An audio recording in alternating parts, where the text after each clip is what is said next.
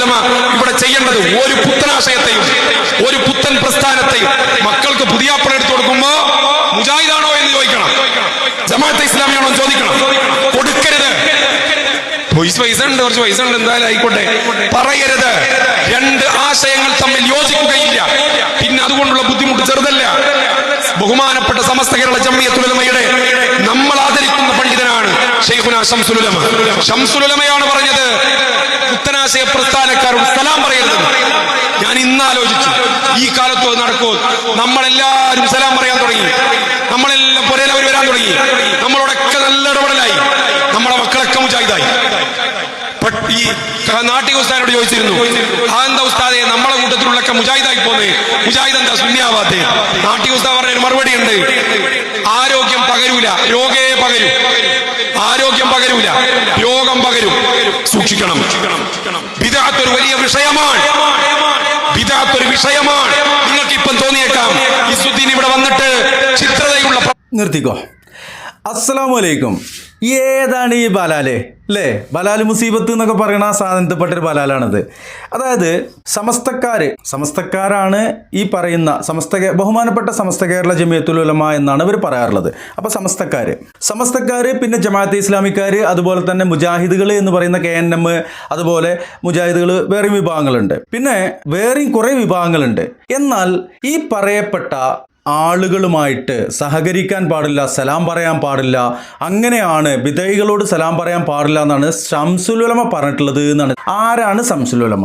ഒരു മൊയ്ലിയര്, ഈ കേരളക്കരയിൽ ജീവിച്ചിരുന്ന ഒരു മൊയ്ലിയര്. അതിൻ്റെ അപ്പുറത്തേക്ക് എന്താ ഖുർആനോ സുന്നത്തോ എടുത്തിട്ട് എന്തെങ്കിലും ഒരു കാര്യം ഉണ്ടോ? ഇവര് ഈ വിഷയത്തെക്കുറിച്ച് പറയുമ്പോൾ ഖുർആൻ ആയത്തോ അല്ലെങ്കിൽ ഒരു ഹദീസോ വിശദീകരിക്കപ്പെട്ടാൽ അത് എന്തടിസ്ഥാനമാക്കിയാണ് പറയപ്പെട്ടത്, അത് നമുക്ക് പഠിപ്പിച്ചു തന്നതെന്ന് വിശദീകരിക്കപ്പെടും. അപ്പോൾ ഇവർക്ക് ഉത്തരമില്ലാതെ കൊഞ്ഞനം കാട്ടുന്ന പരിപാടിയാണ് ഉള്ളത്. അതുകൊണ്ടാണ് ഇപ്പോൾ ശംസുൽ ഉലമ പറഞ്ഞാണ് ഇവർക്ക് വേദവാക്യവും ദീനും ഇസ്ലാമും ഒക്കെ. ശംസുൽ ഉലമ എന്തടിസ്ഥാനമാക്കി പറഞ്ഞു അത് ഇയാൾക്കും അറിയില്ല, ശംസുൽ ഉലമക്കും അറിയില്ല. കണക്കാണ്. പ്രിയമുള്ളവരെ, മുജാഹിദ് പ്രസ്ഥാനം ബിദഈകളാണ്, ജമാഅത്തെ ഇസ്ലാമി ബിദഈകളാണ് എന്ന് പറയുന്ന ഈ പിഴച്ച ആളുകളെ ഇന്നവർക്ക് പല ആളുകളെക്കുറിച്ചും പലതും പറയേണ്ടി വരുന്നു, അതുപോലെ തന്നെ തിരുത്തേണ്ടി വരുന്നു ഇല്ലേ? അത് സംബന്ധിച്ച് നമ്മൾ വീഡിയോകൾ ചെയ്തിട്ടുണ്ട്. ഇവിടെ ജമാഅത്തെ ഇസ്ലാമി മുജാഹിദ് പ്രസ്ഥാനങ്ങൾ ബിദഈകളാണ് എന്ന് പറയുന്ന ഈ പ്രസ്ഥാനങ്ങളുടെ ബിദ്അത്ത് എന്താണെന്ന് നമുക്ക് വിശദീകരിക്കാം. അതോടൊപ്പം ഈ പറയപ്പെടുന്ന ഈ സമസ്തക്കാരായ ഈ തലയിൽ തൊപ്പി വെച്ച് നടന്ന ഈ മനുഷ്യനെ പോലെ, നേരത്തെ നമ്മൾ പറഞ്ഞ പോലെ ബലാലിനെ പോലെയുള്ള ആളുകൾ, ഇവരുടെ ബിദ്അത്ത് എന്താണെന്ന് പറയണം. അപ്പോൾ ഒന്നാമത് പറയുന്നതാണ് സ്ത്രീ പള്ളിയിൽ പ്രവേശിക്കുക എന്നുള്ള കാര്യമാണ്. അതിപ്പോൾ അവരുടെയൊക്കെ കുടുംബത്തിലെ കുട്ടികൾ തന്നെ, ചെറിയ കുട്ടികൾ, 16 വയസ്സുള്ള പെൺകുട്ടികൾ തന്നെ അത് സത്യം വിളിച്ചു പറയൽ തുടങ്ങി. വാപ്പാക്ക് തിരുത്തേണ്ടി വന്നെങ്കിലും. അതുപോലെ അയാൾ പറഞ്ഞൊരു കാര്യം എന്താ അറിയോ? ഇവരോട് സലാം പറഞ്ഞു കഴിഞ്ഞാൽ നമ്മളെ കുട്ടികളൊക്കെ മുജാഹിദീങ്ങളായി പോകുകയാണ് എന്നാ പറഞ്ഞത്. ഇത്രക്ക് കെൽപ്പില്ലാത്ത, തണ്ടലിൽ ബലമില്ലാത്ത വിശ്വാസ പ്രമാണവും പ്രമേയവുമാണോ നിങ്ങൾ പഠിപ്പിച്ചുകൊണ്ടിരിക്കുന്നത്? ഏതെങ്കിലും മുജാഹിദ് ഒന്നിട്ട് സലാം പറഞ്ഞിട്ട് വർത്താനം പറയുമ്പോൾ തന്നെ ഒലിച്ചു പോണേ നിങ്ങളുടെയൊക്കെ കുട്ടികളുടെ എന്തേ ഞങ്ങൾക്കത് ഒലിച്ചു പോകാത്ത?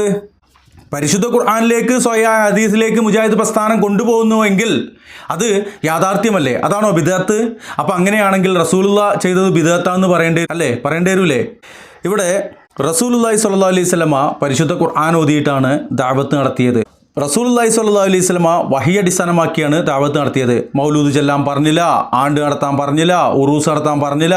ഇതേപോലെ മൗലവിമാരും മുസ്ലിയാക്കന്മാരും ഇങ്ങനെ തലയിൽ കെട്ടിയിട്ട് ഇങ്ങനെ മുസ്ലിയാർ പണി, മൊയ്ലിയാർ പണി, ദുആ പണിയെടുക്കുന്ന ആളുകളായിക്കൊണ്ട് അതുപോലെ ഈ അർത്ഥത്തിലുള്ള കാര്യങ്ങൾ ചെയ്തുകൊണ്ട് നടക്കാനൊന്നും പഠിപ്പിച്ചില്ല. എന്നിട്ട് പിന്നീട് ഷിയാക്കളുടെ അച്ചാരവും വാങ്ങിയിട്ട് ജൂദായിസത്തിന്റെ ആശയവും പേറിയിട്ട് വന്നിട്ട് ഇങ്ങനെ പറഞ്ഞുകൊണ്ടിരിക്കുക. എന്താ പറയണത്?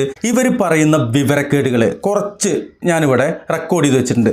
അനങ്ങിയ റസൂലുള്ള ഇവരുടെ മജ്ലിസിക്ക് വരും, അനങ്ങിയ റസൂലുള്ള ഇവരുടെ ഈ പറയപ്പെട്ട ആളുകൾ സംസാരിക്കുമ്പോൾ, പ്രസംഗിക്കുമ്പോൾ, പ്രഭാഷണം നടത്തുമ്പോൾ സ്റ്റേജ് വന്നിട്ട് ഇങ്ങനെ ഇരിക്കും. എൻ്റെ കോച്ചറായി പിടിച്ച മനുഷ്യ, നിങ്ങൾ നടത്തുന്ന വിവരക്കേടുകൾ കേട്ടിട്ടാണ് ഏതെങ്കിലും കുട്ടികൾ സത്യത്തിലേക്ക് പോകുന്നുണ്ട് അങ്ങനെ പോകുന്നത്. അല്ലാത്ത കുട്ടികളൊക്കെ പിഴച്ചു പോണത് എവിടുക്കാന്നറിയോ? ദീൻ വിട്ട് പോയിക്കൊണ്ടിരിക്കുകയാണ്. എന്ത് കണ്ടിട്ടെന്നറിയോ? കണ്ടോ കാണി. ശൈഖ് ജീലാനി റളിയല്ലാഹു അൻഹു അല്ലാഹുവിന്റെ ഹബീബിനെ സ്നേഹിച്ച് എവിടെ എത്തിയെന്നറിയോ? ശൈഖ് ജീലാനി റളിയല്ലാഹു അൻഹുവിന്റെ സദസ്സിൽ ഹബീബായ തങ്ങൾ ഹാദിറാകുന്നു. ആ വള്ളം തന്നെ ഖോജാ റസൂലുള്ളാഹ് അവിടുത്തെ മജ്ലിസിൽ ഹാളിറാകുന്നവർ. ശൈഖ് ജീലാനി റളിയല്ലാഹു അൻഹുവിന്റെ സദസ്സിൽ ഹബീബിന്റെ ഹുളൂർ ഉണ്ടായി. ഹബീബ് നേരിട്ട് ഹാജരാകുകയാൽ അതൊരു വലിയ സംശയത്തിന്റെ കണ്ണോട് കാണണ്ട. മടവൂർ ശൈഖുനാന്റെ ഹദ്റത്തിൽ ഖിദ്ർ അലൈഹിസ്സലാം വന്ന സംഭവം രേഖപ്പെടുത്തിയതുപോലെ ഒരിക്കൽ ശൈഖുന ഇരിക്കുന്ന മജ്ലിസിൽ ഇടയ്ക്കിങ്ങനെ എഴുന്നേൽക്കുകയാണ്. ശൈഖുന കൂടുതൽ തവണ എഴുന്നേറ്റു. ആളുകൾ ചോദിച്ചു, ഇന്നെന്താ പ്രത്യേകം എഴുന്നേൽക്കുന്നത്? അവിടുന്ന് പറഞ്ഞു, ഇന്നത്തെ സദസ്സിൽ മുഹമ്മദുർ റസൂലുള്ളാഹ് അവണ്ണം നമ്മുടെ ഖോജാ റസൂലുള്ളാഹ് അവരുടെ റൂഹും അവിടെ വരുന്നോവർ. ഇനി ജിബ്രീൽ അലൈഹിസ്സലാമിനെ പറയേണ്ടതുണ്ടോ? ഹബീബായ തങ്ങൾ വരെ അവിടുത്തെ മജ്ലിസിൽ വന്ന സംഭവം ഈ പുസ്തകത്തിൽ എഴുതി വച്ചിട്ടുണ്ട്. പല പുസ്തകത്തിലും എഴുതി വച്ചിട്ടുണ്ട്. ഖുതുബുൽ ആലം ശൈഖുന മടവൂർ CM സെന്റർ പുറത്തിറക്കിയ ബുക്കാണ്. പ്രിയപ്പെട്ട കൂട്ടുകാരെ, ഹബീബായ തങ്ങൾ വരുന്നു, ഖിദ്ർ അലൈഹിസ്സലാം വരുന്നു, അക്കൂട്ടത്തിൽ വരുന്നു ബഹുമാനപ്പെട്ട സയ്യിദുന മുഖറബുൽ അംലാക്ക് മലക്ക് ജിബ്രീൽ. ആരാണ് അവിടെ വരാതിരിക്കുക? അത് കാലഘട്ടത്തിന്റെ യുഗപുരുഷനല്ലേ? ഹബീബായ തങ്ങൾ നേരെ നിയന്ത്രിക്കുന്ന ആളാണ്. അള്ളാന്റെ റസൂല് തന്നെയാണ് അവർക്ക് നിർദ്ദേശം നൽകുന്നത്. ഹബീബായ തങ്ങളുടെ നിയന്ത്രണത്തിലാണ് അവര് വരികയാണ്. ജിബ്രീൽ വരികയാണ്, മലക്കുകൾ സംസാരിക്കുകയാണ്, ഖിദ്ർ അലൈഹിസ്സലാം വരികയാണ്. എടക്കരയിൽ മലപ്പുറം ജില്ലയിലെ എടക്കരയിൽ 980 40ഓളം കുടുംബം ഇസ്ലാമിൽ നിന്ന് പുറത്തു പോയി, ഖുർആനെ ഒഴിവാക്കി പോയി. ആ സമയത്ത് ശംസുൽ ഉലമയെ ക്ഷണിക്കാൻ വേണ്ടി എന്റെ ബാപ്പയുള്ള അടക്കമുള്ള ആളുകൾ വന്നു. അവരോട് പറഞ്ഞു വരാന്ന് പറഞ്ഞ് ഞാൻ വരാം, പക്ഷെ ഒരു കണ്ടീഷൻ ഉണ്ട്, ഞാൻ സ്റ്റേജിൽ കയറിയാ പിന്നൊരാൾ സ്റ്റേജിൽ ഉണ്ടാകാൻ പാടില്ല. എന്താണ് ആ വാക്കിന്റെ പൊരുള് എന്ന് ബാപ്പാനെ പോൽ തുറക്ക് അന്നും മനസ്സിലായിട്ടില്ല.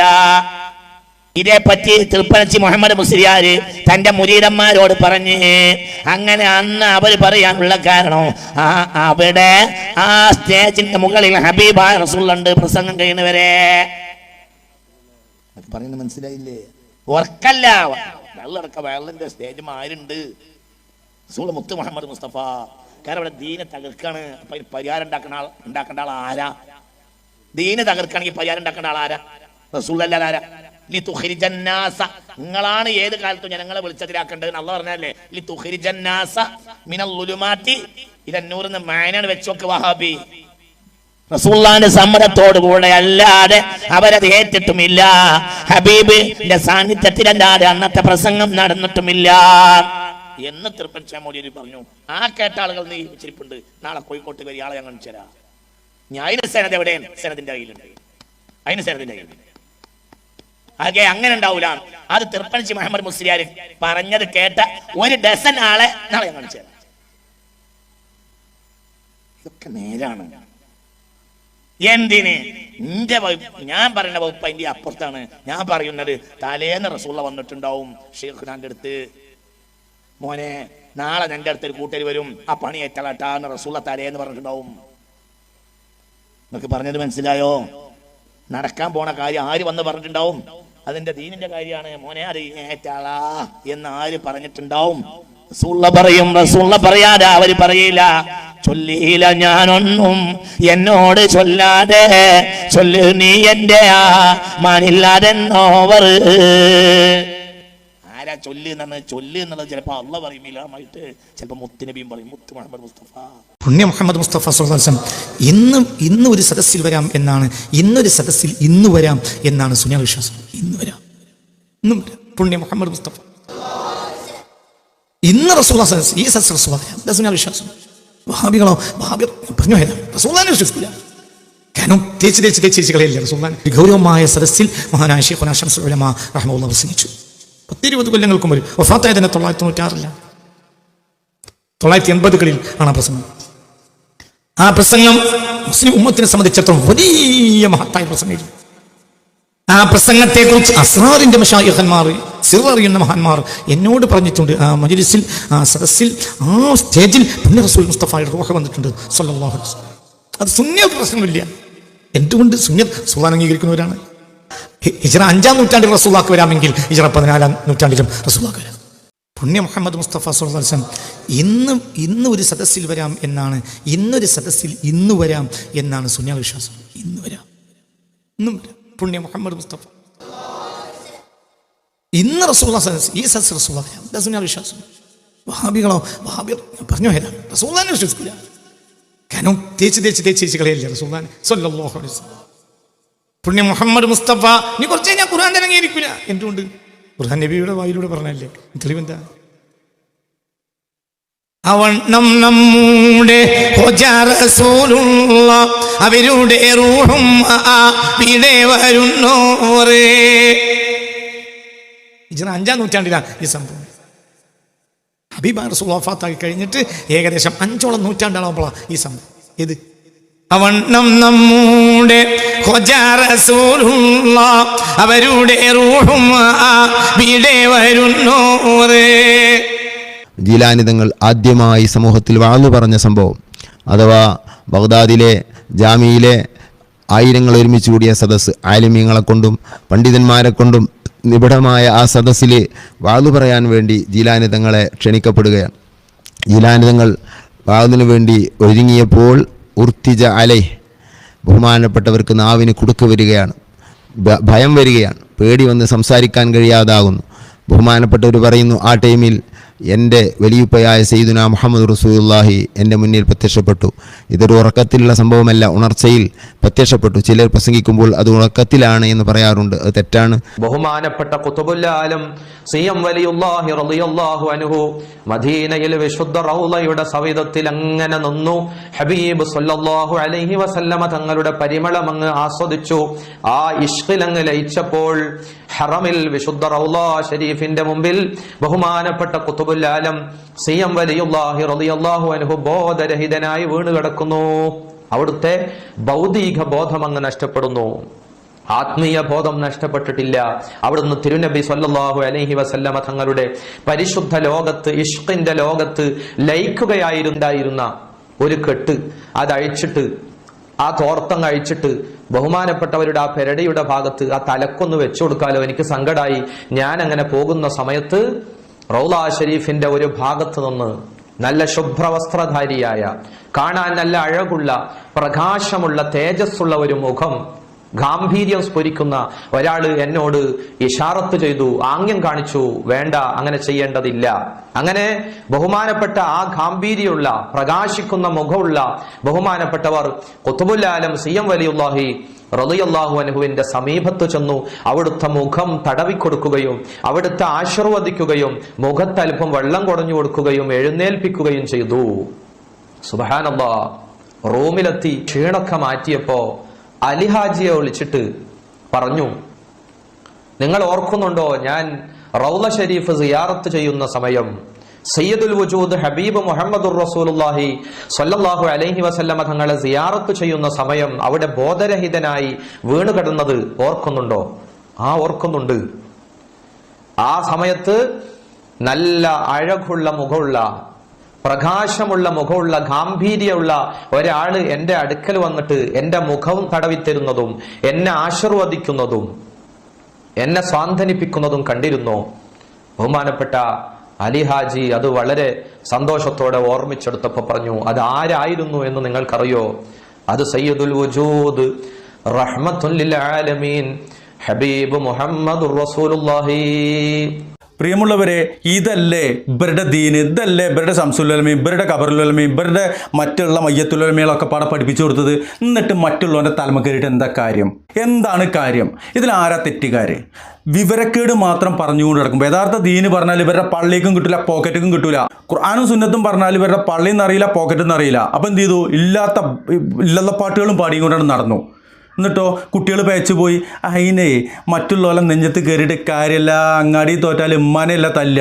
സ്വന്തം വിലയിരുത്തുക, വിവരക്കേടുകൾ അവസാനിപ്പിക്കുക, അള്ളാഹുവിൻ്റെ ദീനിലേക്ക് പൂർണ്ണമായിട്ടും മടങ്ങുക, അഹ്ലുസുന്നയിലേക്ക് മടങ്ങുക. പറ്റുമെങ്കിൽ, പറ്റൂലെങ്കിൽ വിട്ടോ എന്ന് ഇവിടെയുള്ള കുട്ടികൾ നിൻ്റെയൊക്കെ മുഖത്ത് നോക്കി പറയും എന്ന് തന്നെയാണ് ഇവിടെ നിന്ന് പറയാനുള്ളത്.